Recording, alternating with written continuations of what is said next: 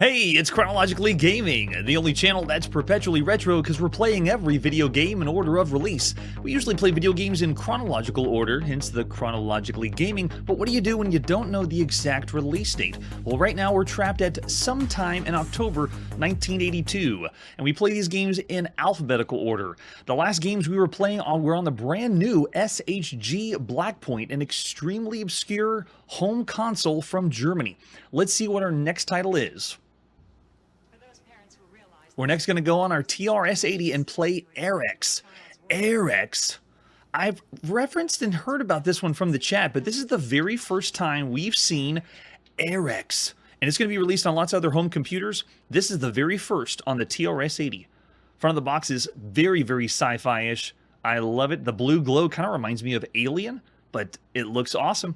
For the TRS-80 Model I, 3, and 4 by William Mook. Way to go, William. Yeah, and it has the color computer. Oh, okay, so this is listing all the versions, but the very first one you could play was on the original TRS-80. Flip it over the back. Prepare yourself. A new era in graphics entertainment is about to unfold. Sounds intriguing. Witness Arex, a game imbued with thrilling precision of arcade action graphics. A game you'll want to play again and again. I should have made that the title of this live video. This sounds awesome. Yeah, the challenge is simple. You have to neutralize 90% of the enemy territory while avoiding 3 distinct types of alien perils. Now, just imagine it's October 1982. You go to the store to buy the game. This is on the shelf, and then you flip it over on the back. You take a look, and this is what you have to go off. There is no screenshots. This is another one by Adventure International, so you might be familiar with them. Okay, so a few months later, Curtis, we'll see this one on the color computer, and we're going to be seeing this on lots of other computers too. But you look at the back and the front, and this is it. There's no screenshot. All it is reading the back to see if the game's good, and the front. Arex means absolutely nothing to me. Does it mean anything to you, Arex? There's never been a game in which survival is so closely linked to split-second timing. The battle arena seems teams with perils, and here only the quick survive. What does this mean? And after someone that's played every single video game, what are we going to experience with Arex? Is it a shooter? I don't know. We'll see. Here's the rest of the art we have for Arex. Besides the box, there's the 5 1/4 floppy disk, boot and drive 0 for the TRS-80. And this one can be available on, it said 1, 2, 3, or 4, but I believe that was the later version. Is the TRS-80 Model 4 available right now in October 1982? So there's an example of the screenshot. Still not giving us much with the screenshot. Let's pop it and play some Arex. This is by Adventure International at sometime in October 1982. All right, there we go. And I want to go Arex. What's going to happen?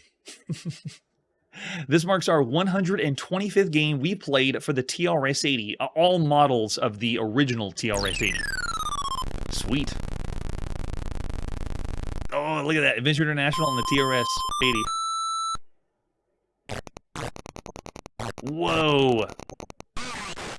And we have the talking too. That's great. That's one of the features of having it on the TRS-80, right? Yeah, I don't think it was available this early either. So that box was a later box. Thanks, Curtis. Okay, so it gives us some high scores over here on the right side, and then you can do 1 or 2 players, but you can't play at the same time. So let's go 1 player. This is our 90th game we've played by Adventure International. And that's across all systems and all ports of all games. So lots of Adventure International out there, especially all the ones by, oh, nice, by Scott Adams. Okay, so I am moving around as the cross on the screen, and all I'm doing is, well, I can stop too. All I'm doing is making making a path. But it's not like a light cycle game like Tron. I have the way to stop. It's not going constantly like Snake or light cycle games. Man, the sound effects are awesome. It's like they took a big nod from Big 5 software. Sounds great. But yeah, all I'm doing is making a little path. I'm guessing I'm supposed to avoid him. And then if you look over on the right side, it's giving me my target area. Supposed to hit 90. Oh, but he got me.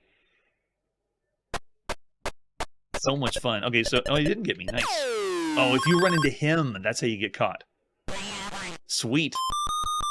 Oh, okay, great. Thanks, Curtis. You can hit opponents before they change into the missile. and I saw that my path was getting eaten up. Man, the sound is awesome.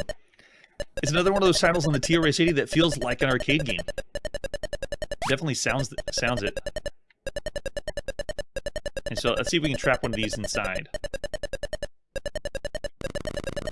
Getting lower. Nope. Uh-oh. If you trap yourself in, there's no way out, right? Yeah, that's it. You're just stuck. And there we go. Now's the countdown. It's slowly eating away at the trail. Yep, faster and faster. It almost feels like a ticking TNT fuse going down. There it comes. And, man, you gotta admit that the sound effects are so good for the TRS-80. You're number 10 in today's top scores. Register your name. Can I put my full name? Yeah, the sound is so good. It allows you to do... Oh, do I move the No way! You use the joystick! Look at that!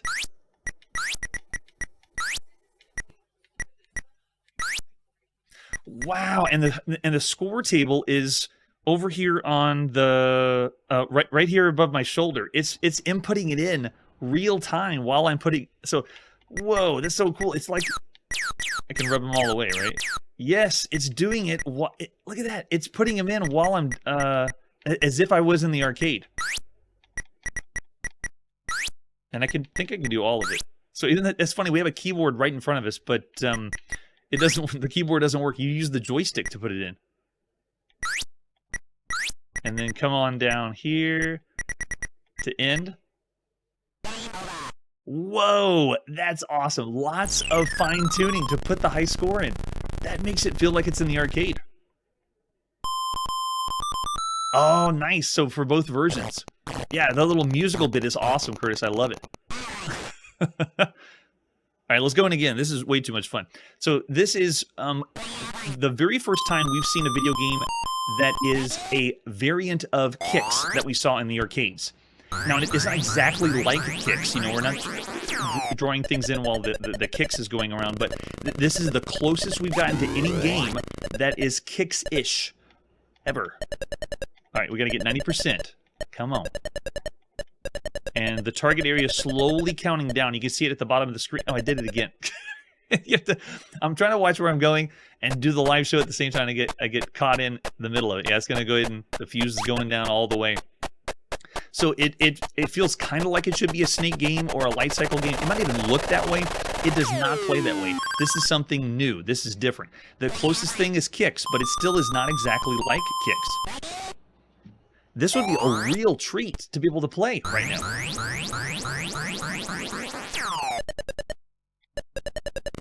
Alright, let's do this without trapping ourselves. I bet we can trap those guys. Does it count as a life? It does. Yeah. So if they run into me, you have to avoid them. You can tell they spent a lot of time in the game, and it just seems polished. It's a polished video game. Yeah, that's the idea. I need to be able to trap them. Like this one up there. Now, can I get you? I bet I can get him if he comes back to the corner. Come on. There. There we go. Now we're looking good. Now it kind of reminds me we're going to play a game in the future called Jezball. But that's a long way from now. You can see the target area slowly going down. Come on. Is this going to work? Is this 90%? No, it's not 90%. I thought it would be close, but it's not. Yep.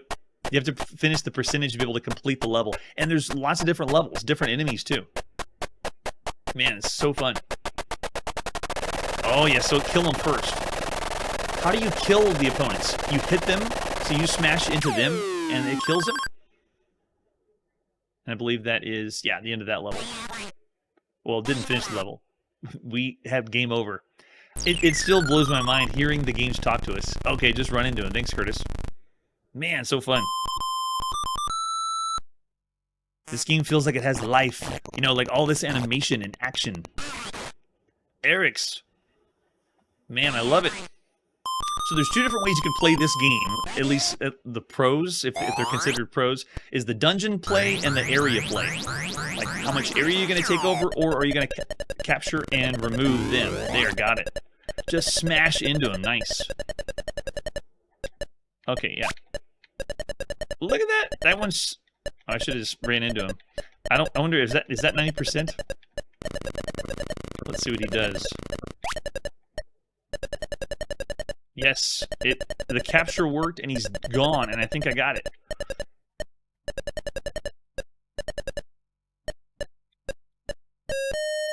Yes, that's it. Sweet, so you move on. Next level, cool. And the next level already has some parts set up for it, so just as long as you keep moving, you should be okay. And this is joystick controlled. I didn't mention that. It's because of the adapter they had for the TRS-80. There's been, well, since Big 5 software, there's been lots of games that use the joystick, and that really brings up the game value of the original TRS-80. All right, go, go, go. Smash into him. Oh, that counts as a kill. Darn. In each level, they add a few obstacles, kind of like, you know, the top-down maze games, but it's not really a maze. But it gets more and more complicated as it goes on. All right, let's go ahead and clear this away.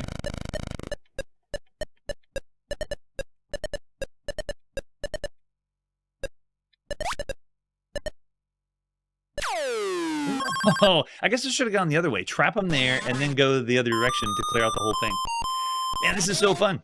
Because this is a kind of new way to play. Unless you were in the arcades and you were familiar with kicks, this is a brand new thing, a way to play a video game. So the originality is through the roof. While it seems very simple, it's addictive, it's really fun, and it's a concept that's really fresh too. I'm not doing very efficiently, but you get the idea. The controls are just navigating around, and it's not automatic. I'm not automatically moving either. I can slow myself down. Come on, come on, come on. Take the bait. I dare you. Come on over here. No. Uh-oh, here it comes. I forgot we got the countdown.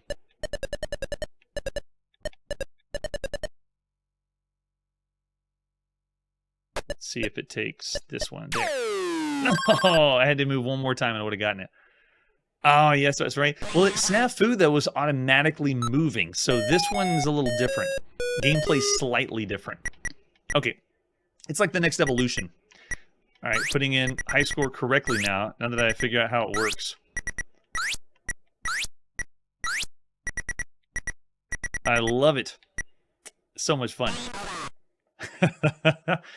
That's awesome.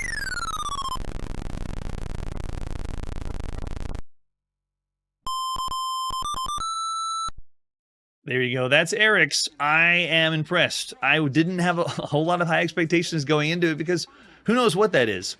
Of all the games you can play right now across all home computers, this is great. This is 3.5 starting, and then let's go up from there because this is fantastic. Now, of all the games you could play right now, the grid capture game is what we would define these style of games. Majority of those are Amador kind of games. This is not. This is the very first time you could play kicks at home. So I'm looking over in the chat. Of all the games across all home computers, this is the very first time you could play Arex, and I'm already seeing 3.5s, 4s. Yeah, solid 4. I'm with you there, Psychosis. Yeah, I'm going to go with that. Solid 4 for Arex. Because right now, there's nothing else really that you could play to compare to this. The only thing I would say that would be lacking of not pushing it into one of the best games you could play across all home computers is just because, you know, it's an arcade game taking turns. But there is multiple game modes. And I'm only seeing even some 3.5s from the chat, too. All right, so 4 stars. Excellent, excellent game. And after Arex, what is next? Our next game is also on the TRS-80. This is Bable Terror, another game that I'm not familiar with. All those TRS-80 aficionados, let me know. This one only has one box I was able to find, and by box, all this is from an ad in a magazine blown up. That's why it looks so bad, but that's all I have for Bable Terror. And then the other thing is just a screenshot. It's very bare bones. Bable Terror, it must be hard to come by. Let me know if you find any other artwork for it, because this is it. Let's pop it and play Bable Terror on our TRS-80. This is by Yves L'Empereur, published by Funsoft at sometime in October 1982. Yes. All right, so here we go. This one should just load as Babel. Not Babel, like Babel. We're going to babble something. Oh, okay, Curtis, you don't know this one. Let's see and explore it together. This game is only available on your TRS-80, the original. And this one is our 126th game we played on the TRS-80. Oh, got the presentation. Yes, welcome to Bable Terror. It talks to us. Man, I love the games that do that. Okay, so we have space for instructions. Let's figure it out. This is by Yves Lempereur. I'm sure I'm mispronouncing the name, but this is the 6th game we've seen by them on the show, and they've been okay, pretty good games. For Funsoft, the game that published this one's the 4th game we've seen published by Funsoft after Apple Panic, The Black Hole, and Mad Mines. All right, how do we play this? Bable Terror. Eat Babbles and stars. So there's Babbles and stars. We look kind of like the enemies. Use the arrow keys, move your ship, and press spacebar to disappear. An extra ship is awarded after each 1,000 points. Press break or clear to abort the game. we already knew that. We know how to abort the game. And that's it. Good luck. It's a 1 or 2 player game, but it's, again, like an arcade game. You can't play at the same time. All right, so pushing player 1. Every time you play, the maze is randomized. It's creating it for us right now. Don't you love how fast the game is now? For randomizing things. We played video games in the past, and it took a long time to randomize. Oh, it works with a joystick. You don't need the keyboard. Look, I'm over in the top left. I'm like a giant blob character. I'm adorable. Not as adorable as Pac-Man, or maybe, I don't know. Look at this. It has this little and the slight animation when I move left and right. It's a really nice touch. But you move around the maze. We're supposed to get to the exit, and I believe we have a temporary disappear that you just saw. Use the only button on our joystick, and that's how you disappear. And so we pick up the babbles all around, and it looks like there's a bonus counting down. So we're supposed to make our way through a scrolling maze. Very, very rare. Let's disappear again. I think we lose. Oh yeah, we're losing bonus for doing that. But there is no power-up. It's not like Pac-Man. Uh-oh. And that's where we ended, right? Oh, nice. You can see the maze if you hold the button down and move the joystick at the same time. Cool. Thanks, Nathan. You're keeping a track. I love it. All right, this is Bable Terror for the TRS-80 at some time in October 1982. We are trapped somewhere in October 1982. But joystick controlled. It's got talking. It's got top-down maze, 2D scrolling action, which is awesome. And this doesn't have a ton of dots to pick up. This is not a collect-a-thon like Pac-Man is. It just has a few babbles you're supposed to pick up. Slower pace, though. In a way, it kind of reminds me of the game we played called Dung Beetles, the one where they zoom in on a part of the maze and it scrolls around. But that one was non-stop picking up dots. This one is just go find the babbles. Do they hunt me? They do not. Nice. And then how do I see the maze? There we go. So you can get a little snapshot. You can move the joystick and then push the button, and then you see the maze. Uh-oh. Don't kill me. Wait, where'd he go? Whoa, I think I glitched the game. When you go to the map and come back, then the enemies go away.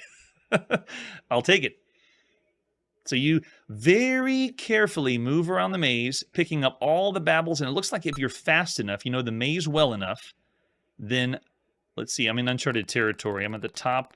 Okay, so it really doesn't tell us. Oh, I guess it does. The babbles, I believe, are where they have set the screen. Yeah, it's like white. Uh-oh, why didn't I go invisible? No, go invisible. Now the invisible isn't working. Yep, it's just going to the map. Uh-oh, how do I fix it? It didn't explain this in the instructions. It's just going map now instead of making me disappear. You're supposed to have this invisibility that lets you warp or phase through enemies. So random game to play. You're getting a different experience every time. The other thing I was going forward is it's a top-down maze game and it scrolls. Maybe the downside for me would be the speed. It seems like I'm chugging. It's a little slow, but that's just really nitpicking. All right, let's try this again. There's the map. Now, how do I get back to how it was before? I'm looking at the way out. Yeah, it is showing the Babels on the screen. There, you can see there's one right below me, and it's marking it on the map as just a white square. So that's how you pick them all up. After you pick them all up, then you go to the next level. Like Pac-Man, just not having to pick up a ton of dots. How do I phase in and out, though? Maybe I ran out. You only get so many after so many lives. Yep, I don't know what to do now. How do I avoid the enemies? Because there's a dead end down here. Maybe he doesn't follow me. Or maybe he does, and I die. Yep, if he does. All right, so we can enter our name or our initials. Sweet. Let's go. Can we do, yeah, Chrono? We're on the TRS-80. Got to make it capitalized. Chris, that's a long stretch for a dungeon crawler. I usually include elements that are role-playing in a dungeon crawler. There are some dungeon crawlers we played that are action only. You know, like the adventure, or sorry, venture, and that one feels better. All right, so let's go ahead and go back in again. I like it, though. It's still fun. I want to get an understanding of when I'm going to phase in and out, or when I'm going to go to the map. I think it has to do with where my joystick's placed. Let's see, I got +3. Still have +3. And it's time, too. So once I phase out, all it does is take a few seconds, then you come back. Okay, now, how do I get to the map? Or maybe after you've used enough, then it just goes to the map. Map lasts a few seconds, too. Interesting. Yeah, there's something happening with whether you phase in or out, or whether you go to the map. But you better make sure. It might be also, when you go to the map, you're losing bonus points. Or when you phase in and out, you lose bonus points. But pick up all those Babels, go to the next level, it randomizes another level, and so it has the scrolling going for it. There's not that many games that are doing that right now. So this one is the 17th game we've played so far across all video gamedom that has scrolling. It's a top-down maze game that has scrolling. So there's only, think of it, there's only 17 other games that you could compare this kind of view to, or gameplay to. And in a way, you could say this is like a slow Rally X. That's why I feel like something's lacking. Or Rally, which we played. We played Rally on the TRS-80. That was the TRS-80's version of Rally X. But some of the better ones would be Getaway, that you could play on the Atari home computer, or Star Maze on the Apple II. Yeah, tad slow gameplay, but still has something there. Hey, it's working. So something's happening when I do go to the map. I'm able to still kill the enemies. Thanks, Charlie. At this point, I wouldn't call this the tech demo. This one's still pretty good. It's around the average range for what you'd expect for a video game. Because if you bought this in your TRS-80, I know you'd be wowed by something new and flashy like Arex, but this one would still, you'd have a pretty fun time. Sweet. There you go. That is Bable Terror on the TRS-80. Of all the games you could play right now on a home computer, I would still say it's around the average range. It's not super impressive, but it still is unique. It's still a little bit of fun, kind of slow. So yeah, it's around the 3-star range of all the games that you could play on all home computers. I'm actually going to go one step higher and say, because of the scrolling and because of the randomization, and because they're giving you a few different enemy types, they're also it's changing a few things up. I'll still say 3.5 stars. It's still a good time. All right, so with that, what is next? Next, it's time to storm the beaches of Normandy. This is Battle for Normandy. The first one we're going to check out is on the TRS-80. Here's the box for Battle for Normandy. Oh, look at the bottom. It's by SSI, Strategic Simulations Incorporated. This is the 33rd game we played by SSI here on the show, and that's all ports too, not just one game. It's every time we played an SSI game. Front of the box is awesome. It's got the troops coming out of the monitor right at you. Ooh, nice. Notice they tried to get a computer that isn't a certain computer. You know, it's like just a generic computer.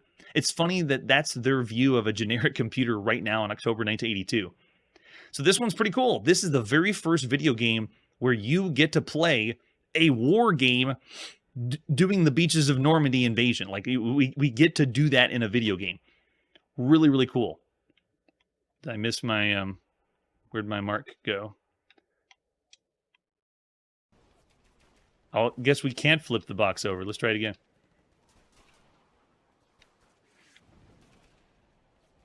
Oh, I see. My controller just died on us, so I'm going to have to try it again.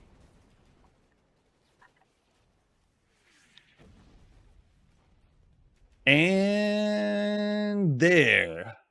That's what I wanted to see. Battle for Normandy. The Wargamer's Dream Vacation Package, 25 days on the northern coast of France. On the left side, they have a couple screenshots for us, the Apple version and the Atari version. Actually, yeah, it looks like they cut off a little bit. The one we're going to play first is on the TRS-80, so ignore those screenshots. It won't look like that at all. Oh, Charlie got this on Commodore 64. That's awesome. Yeah, we'll be seeing that one a little bit later. So this one, of course, it's by SSI, is one of those strategic war games. This is the 51st strategy war game we've played on the show. That's how many war games are out there. It's in full force right now. And as far as turn-based strategy, you know, taking turns back and forth, this is the 38th game we played that takes that trope. All right, so this is also the third game that Technical Design Group has done for SSI. The other ones that we saw were Tigers in the Snow and I believe Dnieper Riverline, or maybe it was Battle of Shiloh was Battle of Shiloh was the other one. Here's the ad you would have seen in magazines at the time for SSI, and I think we've already seen this one. It's $40 for the newest war game for your home computer. Now, this is the cassette we're going to pop into play. On one side is the TRS-80, and on the other side is the Atari home computer version. We'll be seeing all of them, of course. There's the example of what the screenshot's like. And, oh man, I don't know if we should go into all of them. But here's the reference card that you have alongside the manual, because you know with strategy games you're going to need to know what the commands are and how to do everything. This explains how to load the game, because sometimes it's a little tricky to do that on the TRS-80, and then this displays the movement and combat, because every now and then you might need a refresher, so you got this little card you can reference. And it also gives you the map display and gives you a key so you know what everything means. You will have all this open playing this right now in October 1982. They were the best strategic military group. Yes, Psychosis Media, they were. All right, so, I mean, they are. It's October 1982. Here's the manual for Battle for Normandy. I am not going to read this in its entirety. It is like a book. But SSI did have the help of Tactical Design Group for this one. They kind of got off to a rocky start, but this one, the premise is awesome. The briefing's kind of interesting because it's giving you commands, but you're supposed to be the commander. So it's kind of funny that they're giving you the commands of what to do.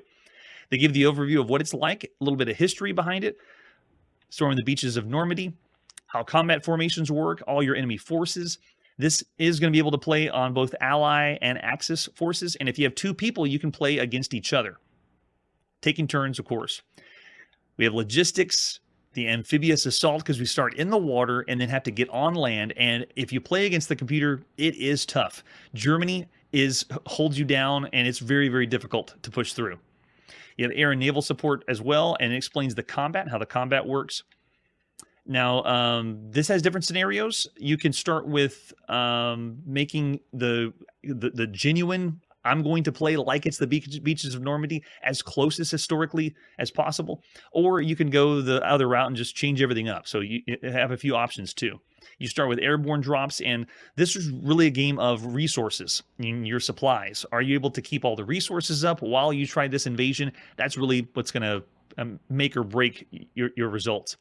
We have movement, how movement works. We're on the TRS-80 and Atari, and you can see they have a different number scheme, but you still move your units in a hex-type view.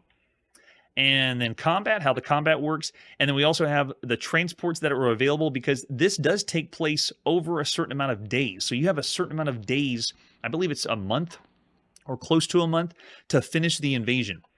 And everybody I've told, as at least looked online, that's tried the TRS-80 version, not to bash the other versions, hasn't completed this. So I don't know anybody that's completed the TRS-80 and actually successfully invaded the beaches of Normandy. So let me know if anyone ever actually did. Yeah, so it shows you the weather forecast, lots of different stats that you need to know ahead of time, how the infiltration works, victory points, combat resolution, strategy level. This is strategy. SSI brings it. The interdiction effects, difficulty levels as well. And we'll be going with a novice when we play. But you can go with, I want the historically accurate. No, Chris, it's not real time. This is turn-based. Yeah, it's one turn at a time. We have terrain effects, and then, oh, there we go. Here we got the giant page on historical analysis of what it's like. What it was like then.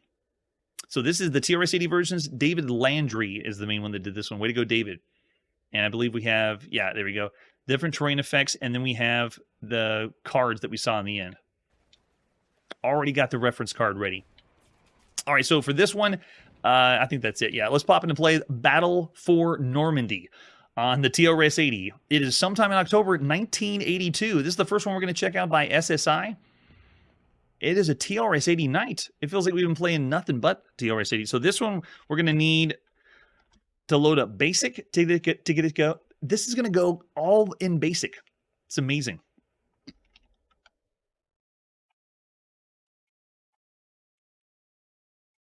I think I got it right. I hope it's named Normandy. That would make sense, right? All right, so David Landry, Charles J. Krogel Jr., that's the big hitters, developers of Tactical Design Group. And as the game loads up, you can see here, it's SSI on the TRS-80, which here on the show, we haven't played that many. I was surprised I was able to find this one to get to run for us. There it is. Tactical Design Group. Let's go. You want to play a new game? Yes, we do. You want to change any ratings or players? So here's where you can decide if you want to play with another person. If you got another nerdy strategic friend or war gamer that wants to play with you, you can. Or you can make changes to the game. I want to say no. We're not going to go through all the stats because then we'd be here even longer. So there you go. It starts off right here on a map that spans from the Kotanen to the bit of East Caen. The landing beaches are predetermined. So they're telling us where everyone's landing. Each beach, Omaha, Juneau, Sword, there we go. Classic. And so that's the air battalions. Now it's asking if we want to drop airborne divisions above this hex, and now it's your decision. I'm going to say yes. And do we want to drop to the 101st Airborne here? Yes. And you can see it's dropping more and more A, which is Americans down. Yes. Nice. Now, as the game boots up, it's already given us the pre-populated map. G is for the Germans. It's in spirit, a hex view, but it's not really using the grid. Notice that it's not drawing the lines of the grid. Every other version we're going to play is going to have that. Only the TRS-80 has this. So there you go, top-down view, and it's stuck here. It doesn't go anything else from here. Some of the other versions, they do more of a flip screen going from one to the other. But this is it. What you see here is what we got. This system that they put in for this game is a new improved one, much better than the Tigers in the Snow or Battle of Shiloh. There, it's loading everything in, giving us combat, amphibian, naval, general, fuel, air. And so it's a game of resources. The first thing you have to do is split all your resources across the different categories. So it's going to ask about fuel, and you have to add up to 100%. So I'll just say 10 for fuel. In general, let's give 20 for general. For combat, let's give 30. So for landing, we have to total 100, so I'll say 40. So we totaled 100. It's going to split up all of our resources at the top. And now we begin the logistics phase. We are not going to play an entire turn in its entirety because it takes a very long time to go from one unit to the other as you go around the map. Okay, so here you go. First unit, decide where you want to head off. Let's go ahead and go over to the side. Yep, there you go. And let's end one more time. Let's get a little closer. I want to get to this German force here. And can I go down to 3? I don't think you can. Yeah, you can't engage yet. So I'll say in that one.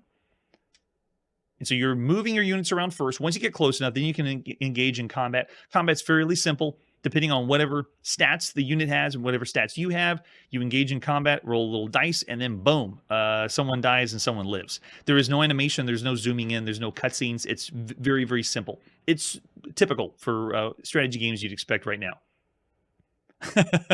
I love it, scruffy looking, and I kind of want that to be the case. But remember, we're in France right now. If this was Germany, yes, then I would want Castle Wolfenstein. All right, so German operational victory. Do we want to save the game? No. I do not want to save this one. If I was far enough in the game, though, yes, I definitely would want to save. So where do we want everything to go? We split up our forces. Let's go more with, let's go 30, and let's go 50 for combat. And I think we only got 10 left. Yeah, total's 100. Interdiction. Let's go 30. And there we go. So it's doing the logistics phase. And this is the way the game is played out. You move turn by turn. Going against Germany as the computer is almost insane. I'd rather be playing this with a human being, learning it with someone else, because the German makes perfect calculated moves, and it's almost a no-win situation, which is too bad, because I'd love to see you actually storm the beaches of Normandy. And this is the very first game where you could do this, and the first one we've ever seen here on the show. All right, there you go. So that's Battle for Normandy. First seen here on the TRS-80. Now, this game is actually all right. It's better than the other ones we saw by Tactical Design Group, and it's around the average range for all the games you could be playing right now on a home computer, strategy-wise. Be sure to check out the links down below that I have for Wargaming Scribe. He deals a lot more detail into these strategy titles, and so see his write-up. You're going to get a lot more information on this game because he plays it in its entirety. Here on the show, showcasing, you don't get the full breadth of the complexity of it. I'm still going to say, of all the titles you can see right now and play right now, it is better than some of the others that we've rated a little bit lower. I'm going to go 3.5 stars for everything across all home computers, at least here on the TRS-80. Oh, nice. Yes, I see in the chat a few of the really good ratings. That's awesome. All right, it's time to put the video game playing on pause. Strategy gaming on pause. Next time on Chronologically Gaming, there's going to be more beaches of Normandy to storm as we play more versions of the latest strategy game and a new way to shoot on your Apple II. That's it for today, and like I always say, war, what is it good for? Video games. Hey everybody, thanks for checking out the channel and joining me on my quest to play every single video game in order of release. We'll be streaming live every weekday at 9 p.m. Central, so join us and let us know if we missed any games along the way. This video would not be possible without Launchbox, RetroArch, and MAME. Tell all your friends there's some crazy guy named Chronologically Gaming trying to play every single video game. We have links down below that'll send you to places like our Discord and Patreon, and one that says all the video games we've ever played. If you go there, it's a list of everything, and you can click right to the game you want to see. Chronologically Gaming is the name to look for. We are perpetually retro, and we will catch you next time.